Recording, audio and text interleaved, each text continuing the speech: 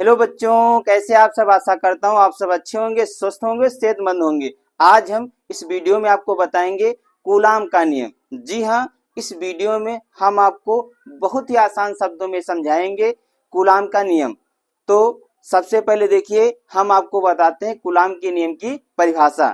तो देखिए, कूलाम के नियम की परिभाषा है, दो स्थिर बिंदु आवेशों के बीच लगने वाला आकर्षण या प्रतिकर्षण बल आवेशों के गुणनफल के अनुक्रमानुपाती और उनके बीच के दूरी के वर्ग के व्युत्क्रमानुपाती होता है।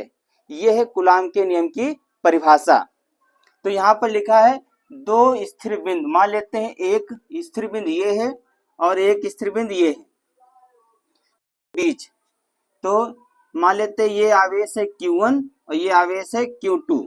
इसके बीच लगने वाला आकर्षण या प्रतिकर्षण बल, यानी कि दो स्थिर बिंदु है Q1 और Q2, इनके बीच लगने वाला आकर्षण या प्रतिकर्षण बल आवेशों के गुणनफल के अनुक्रमानुपाती और उनके बीच की दूरी के वर्ग के व्युत्क्रमानुपाती होता है। तो मान लेते हैं दो स्थिर बिंदु है Q1 और Q2 और उनके बीच की दूरी क्या है, R मान लेते हैं, और निकालना क्या है, बल क्या निकालना है, हमको बल निकालना है। तो सबसे पहले आपको बताते हैं आकर्षण या प्रतिकर्षण बल कब लगेगा।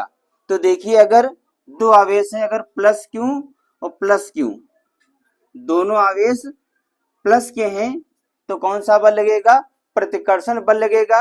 अगर एक आवेश है माइनस Q और दूसरा है प्लस Q, तो कौन सा बल लगेगा, आकर्षण बल लगेगा। मान लीजिए अगर प्लस प्लस है आवेश तो लगेगा प्रतिकर्षण बल, अगर प्लस माइनस है तो कौन सा बल लगेगा, आकर्षण बल लगेगा। तो आप यहाँ पर देखिए, दोनों हमने आवेश प्लस के लिए है, यहाँ पर Q1 यहाँ पर है Q2, दोनों प्लस के हैं, तो इनके बीच कौन सा बल लगेगा, प्रतिकर्षण बल लगेगा।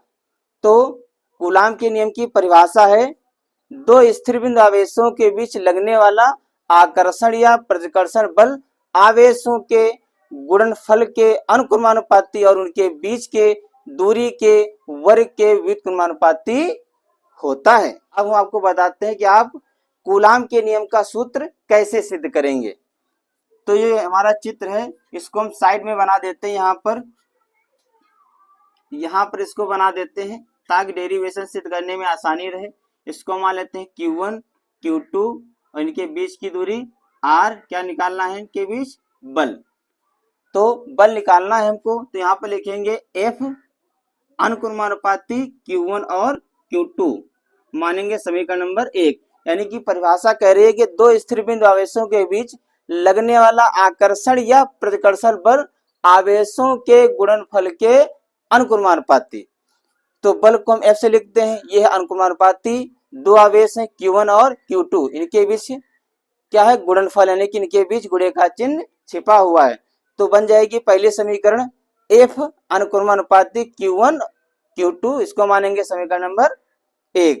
अब आगे है उनके बीच के दूरी के वर्ग के व्युत्क्रमानुपाती होता है। तो यहाँ पर हो जाएगा F व्युत्क्रमानुपाती 1/r स्क्वायर, इसको मानेंगे नंबर 2, यानी कि जो दो आवेश थे Q1 और Q2, इनके बीच की जो दूरी थी उसके वर्ग के व्युत्क्रमानुपाती होता है। तो यहाँ पर हमने लिख दिया है F व्युत्क्रमानुपाती 1/r स्क्वायर, इसको माना है समीकरण नंबर 2।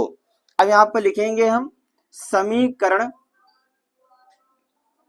1 व समीकरण 2 को मिलाने पर, समीकरण 1 व समीकरण 2 को मिलाने पर तो क्या हो जाएगा, F अनुक्रमानुपाती Q1 Q2/r स्क्वायर, इतना हो जाएगा। अब हम क्या करेंगे, जो ये अनुक्रमानुपाती का चिन्ह है इसको हटा देंगे, तो क्या हो जाएगा, F बराबर K Q1 Q2/r स्क्वायर। हमने क्या किया, जो ये अनुक्रमानुपाती का चिन्ह इसको हटा दिया, यहाँ पे क्या हो गया, K यहाँ पर क्या है, नियतांक है, K क्या है, K नियतांक है, K बराबर नियतांक यहाँ पर लिख देंगे। अब k का मान एक होता है 1/4πε0, यानी कि हम कह सकते हैं y या निर्वात में हम k बराबर 1/4πε0 लिख सकते हैं। तो यहाँ पर लिख देंगे हम f बराबर k के स्थान पे लिख देंगे हम 1/4πε0, यानी कि y या निर्वात में हम k बराबर 1/4πε0 लिख सकते हैं। तो जहां पर k है वहां पर हमने क्या लिख दिया 1/4πε0, फिर क्या हो जाएगा Q1 Q2/r²। बल का मात्रक क्या होता है न्यूटन। यही है कूलाम के नियम का सूत्र।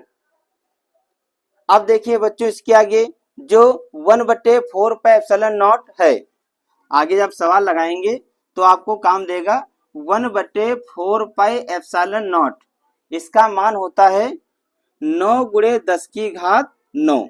जब आप आगे न्यूमेरिकल लगाएंगे, सवाल लगाएंगे, तब आपको 1/4πε0 के स्थान पे कितना रखेंगे 9 × 10⁹, ये मान आप रखेंगे। तो बच्चों इस वीडियो में हमने आपको बताया कि कूलाम का नियम किसे कहते हैं और इसका सूत्र जो है हमने आपको बहुत ही आसान शब्दों में लिखकर समझाया है। तो सभी बच्चे पहले स्क्रीनशॉट ले लें।